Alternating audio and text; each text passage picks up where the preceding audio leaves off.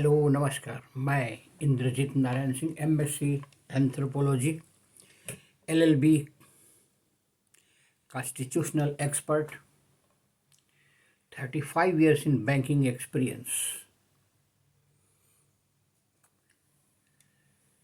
आज सुनिए आरबीआई का गोल्ड लोन पर रिपोर्ट।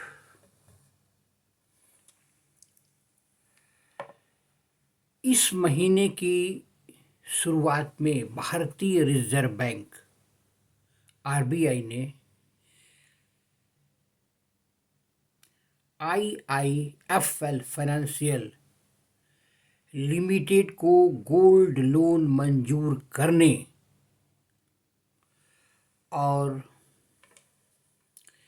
इसका वितरण तत्काल प्रभाव से रोकने का निर्देश दिया था। हालांकि आईआईएफएल फाइनेंस अपने मौजूदा गोल्ड लोन पोर्टफोलियो को बनाए रख सकती है और सामान्य संग्रह और वसूली प्रक्रिया पर काम कर सकती है। आखिर बैंकिंग नियामक ने यह कदम क्यों उठाया? आरबीआई ने आईआईएफएल फाइनेंशियल गोल्ड लोन की निगरानी में यह देखा कि ऐसे ऋण की मंजूरी देते समय ऋण चुकाने में विफल रहने वालों से पैसा वसूलने के लिए सोने की नीलामी करते समय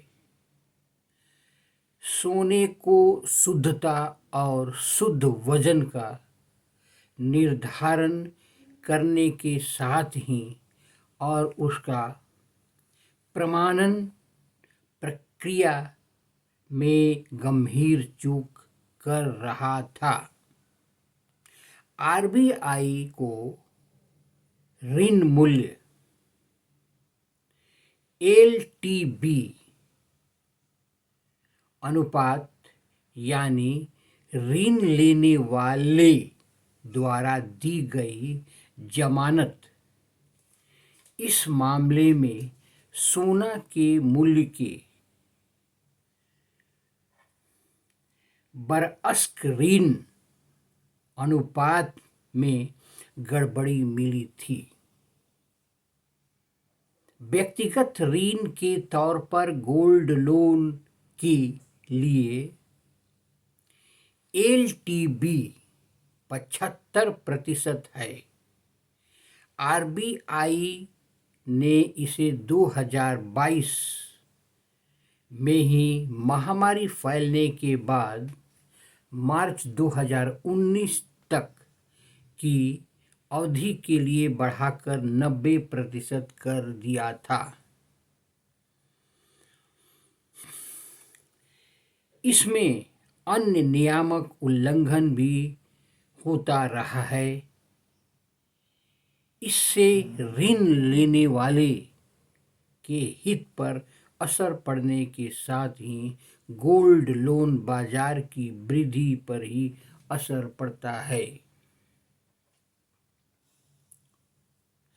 सोने के बदले ऋण देने का कारोबार अब लगभग हर बैंक के पोर्टफोलियो में लोकप्रिय है, जबकि पहले यह दक्षिण भारत की कुछ गैर बैंकिंग वित्तीय कंपनियां एनबीएफसी जैसे मुथूट फाइनेंस लिमिटेड, मनप्पुरम और मुथूट फिनकॉर्प लिमिटेड तक सीमित था। उसके ग्राहक में सबसे गरीब तबके के लोग शामिल हैं, जो विभिन्न वित्तीय मध्यस्थों के पास सोना गिरवी रखकर ऋण के लिए तैयार हैं, जो कोविड के पहले के समय में वर्जित था। तेजी से बढ़ रहे गोल्ड लोन बाजार की निगरानी करने में बैंकिंग नियामक अकेले नहीं है, वित्त मंत्रालय भी इस पर कड़ी निगरानी रख रहा है।